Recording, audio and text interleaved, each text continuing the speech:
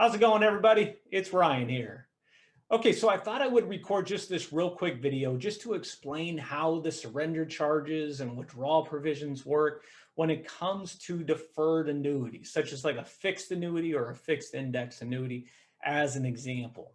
Now, when it comes to surrender charge schedules, some products have surrender charge schedules as short as like 3 years. That's the shortest one I know of anyways.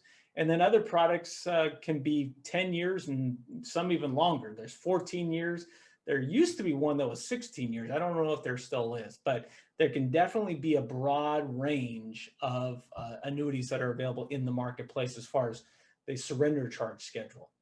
So let me go and share my screen here with you. And what I'm going to pull up here is, this is just going to be an example of one annuity.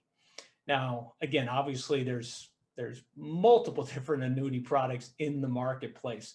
But by going through this, at least you'll understand kind of big picture on how these things work.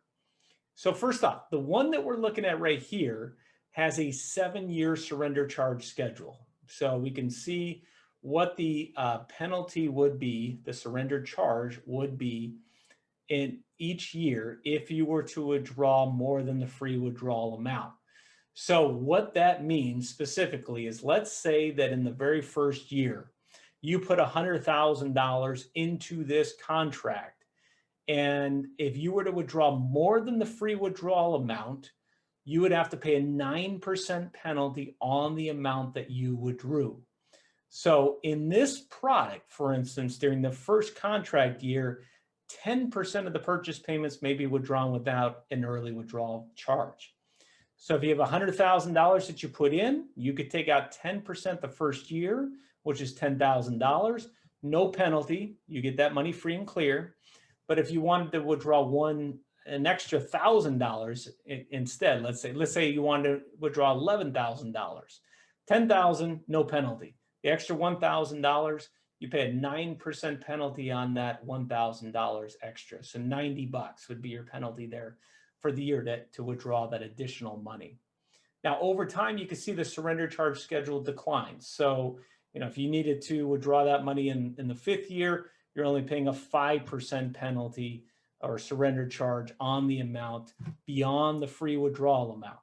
Now, a lot of contracts, I would even venture to say most contracts, allow you to withdraw 10% of the amount that's in the contract year by year. Some, that 10% is based on the initial premiums that you paid. Some is based upon the actual contract anniversary at the most recent contract anniversary. Not all of them allow you to withdraw 10%.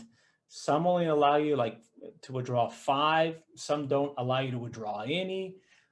Some that I've seen will let you withdraw. If you don't withdraw the 10 the first year, you could withdraw 20 the second year. There might be an extra fee for that, right? So every contract's going to be a little bit different, but commonly a lot of them allow you to withdraw 10% the first year. And a lot of these contracts have other provisions attached to them as well. So like, for instance, there's a terminal illness provision. And so with this one, it says, provided that the diagnosis is rendered more than 1 year after the contract effective date, up to 100% of the account value can be withdrawn without deduction of an early withdrawal charge if the owner or joint owner is diagnosed by a physician as having a terminal illness with a life expectancy of 12 months or less. So you buy the contract today, 1 year from today, you get terrible news from the doc. Potentially all of this money could be yours free and clear, no penalty. Also, a lot of these contracts also have something like for extended care, long-term care, or something like that. So let's read this one. I haven't even read it yet, but this one, it says, to help ease the strain of certain unforeseen events, an extended care waiver is available for no additional charge. If the owner is confined to a nursing home or other long-term care facility after the completion of the first contract year for at least 90 consecutive days, early withdrawal charges may be waived on withdrawals up to a full surrender. So, buy the contract today, a year from today, you're then going into a long-term care facility for 90 days. At that point, you could withdraw this money 100% free and clear is what this is saying right here. So key point is that a lot of times, or an area of confusion, a lot of times people think that if I'm buying, let's say, a 7-year, like in this example, deferred annuity, I should not buy it unless I don't need any of that money for the full 7 years. But as you can see, you can take out 10% free withdrawal for any reason whatsoever. You've got the, in this case, you've got the terminal illness and you've got the extended care waivers that could give you that liquidity for those type of health issues and such, if you were to need that.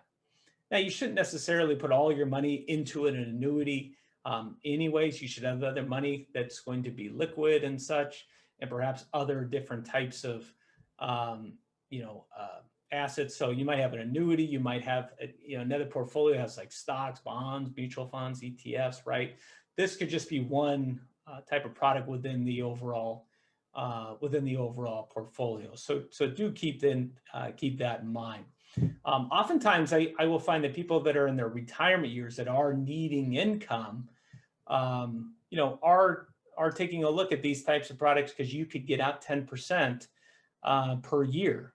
And, we don't want to get in withdrawal rate risk, but typically taking out 10% of the contract every single year, that's a pretty hefty sum year by year. So anyways, there's a lot of various uses to these types of products, but that is how these things do work. Hope that made sense. Want to keep it short. If you have any questions for me, let me know. Take care. See you in the next one.